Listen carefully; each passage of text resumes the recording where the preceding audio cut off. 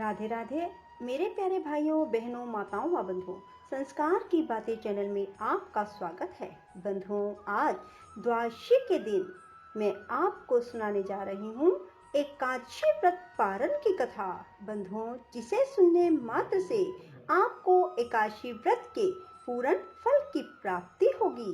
बंधुओं, यदि आपने हमारे YouTube चैनल को अब तक सब्सक्राइब नहीं किया तो जरूर करें और बेल आइकन दबाना ना भूलें, ताकि आपको हमारी आने वाली सभी वीडियोस की जानकारी सबसे पहले हो सके। बंधुओं, वीडियो को पूरी सुनने के बाद कमेंट बॉक्स में जय तुलसी माँ जरूर लिखें। बोलो तुलसी माता की जय हो।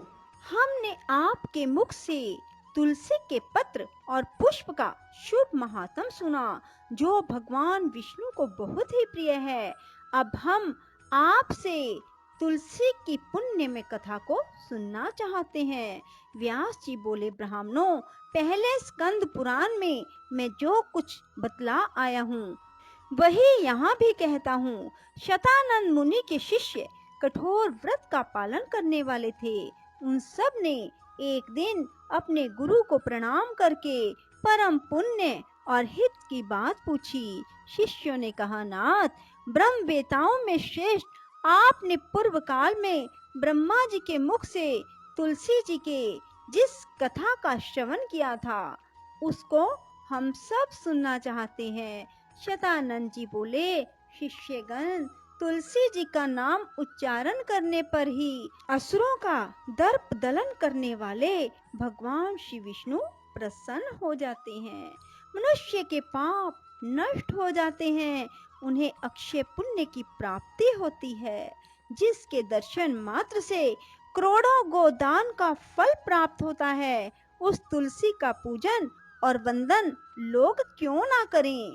कलयुग में संसार में वे मनुष्य धन्य हैं जिनके घर में शालग्राम शिला का पूजन संपन्न करने के लिए प्रतिदिन तुलसी का वृक्ष भूतल पर लहलहाता रहता है।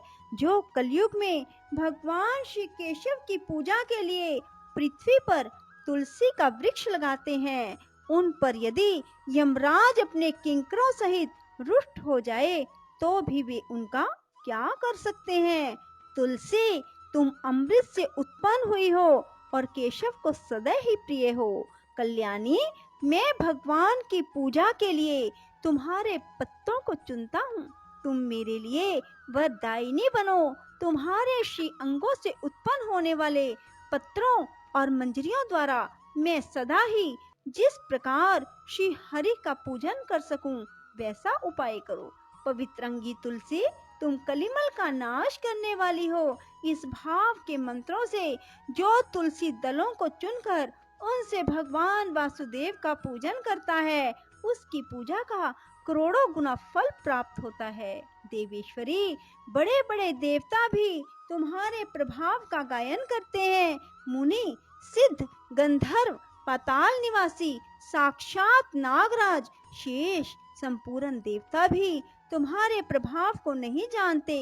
केवल भगवान विष्णु ही तुम्हारी महिमा को पूर्ण रूप से जानते हैं। जिस समय क्षीर समुद्र के मंथन का उद्योग प्रारंभ हुआ था, उस समय श्री विष्णु के आनंद अंश से तुम्हारा प्रादुर्भाव हुआ था।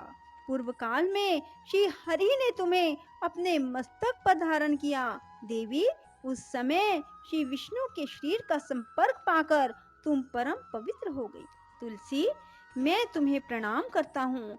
तुम्हारे श्री अंग से उत्पन्न पत्रों द्वारा जिस प्रकार श्री हरि की पूजा कर सकूं, ऐसी कृपा करो जिससे मैं निर्विघ्नता पूर्वक परम गति को प्राप्त हूँ। साक्षात श्री कृष्ण ने तुम्हें गोमती तट पर लगाया और बढ़ाया था। वृंदावन में विचरते समय उन्होंने संपूर्ण जगत और गोपियों के हित के लिए तुलसी का सेवन किया। जगत प्रिया तुलसी, पूर्व काल में वशिष्ठ जी के कथन अनुसार श्री रामचंद्र जी ने राक्षसों का वध करने के उद्देश्य से सरयू के तट पर तुम्हें लगाया था। तुलसी देवी, मैं तुम्हें प्रणाम करता हूँ। श्री रामचंद्र जी से वियोग हो जाने पर अशोक वाटिका में रहते हुए जनक किशोरी सीता ने तुम्हारा ही ध्यान किया था, जिससे उन्हें पुनः अपने प्रियतम का समागम प्राप्त हुआ। पूर्व काल में हिमालय पर्वत पर भगवान शंकर की प्राप्ति के लिए पार्वती देवी ने तुम्हें लगाया और अपनी अभीष्ट सिद्धि के लिए तुम्हारा सेवन किया। तुलसी देवी, मैं तुम्हें नमस्कार करता हूँ। संपूर्ण देवांगनाओं और किन्नरों ने भी दुःस्वप्न का नाश करने के लिए नंदन वन में तुम्हारा सेवन किया था। देवी, तुम्हें मेरा नमस्कार है। धर्म अरण्य गया में साक्षात पितरों ने तुलसी का सेवन किया। दंडक अरण्य में भगवान श्री रामचंद्र जी ने अपने हित साधन की इच्छा से परम पवित्र तुलसी का वृक्ष लगाया। लक्ष्मण और सीता ने भी बड़ी भक्ति के साथ परम पवित्र तुलसी का वृक्ष लगाया। लक्ष्मण और सीता ने भी बड़ी भक्ति के साथ उसे पोसा। जिस प्रकार शास्त्रों में गंगा जी को त्रिभुवन व्यापिनी कहा गया है, उसी प्रकार तुलसी देवी भी संपूर्ण चराचर जगत में दृष्टि गोचर होती है। तुलसी का ग्रहण करके मनुष्य पातकों से मुक्त हो जाता है। और तो और मुनीश्वरों, तुलसी के सेवन से ब्रह्म हत्या भी दूर हो जाती है। तुलसी के पत्ते से टपकता हुआ जल जो अपने सिर पर धारण करता है, उसे गंगा स्नान और 10 गोदान का फल प्राप्त होता है। देवी, मुझ पर प्रसन्न होवो। देवेश्वरी, हरि प्रिय, मुझ पर प्रसन्न हो जाओ। क्षीर सागर के मंथन से प्रकट हुई तुलसी देवी, मैं तुम्हें प्रणाम करता हूँ। द्वादशी की रात्रि में जागरण करके जो इस तुलसी माँ की कथा को सुनता है, भगवान श्री विष्णु उसके 32 अपराध क्षमा कर देते हैं। बाल्य अवस्था, कुमार अवस्था, जवानी और बुढ़ापे में जितने पाप किए जाते हैं, वे सब तुलसी स्तोत्र के पाठ से नष्ट हो जाते हैं। तुलसी के स्तोत्र से संतुष्ट होकर भगवान सुख और अभ्युदय प्रदान करते हैं। जिस घर में तुलसी जी की इस कथा को सुना जाता है, पढ़ा जाता है, उसका कभी अशुभ नहीं होता, उसका सब मंगल ही होता है, किंचित भी अमंगल नहीं होता। उसके लिए सदा सुकाल बना रहता है, वह घर प्रचुर धन धान्य से भरा रहता है। तुलसी जी की इस कथा को सुनने से मनुष्य के हृदय में भगवान विष्णु के प्रति अविचल भक्ति होती है, उसका वैष्णवों से कभी वियोग नहीं होता। इतना ही नहीं, उसकी बुद्धि कभी अधर्म में प्रवृत्त नहीं होती।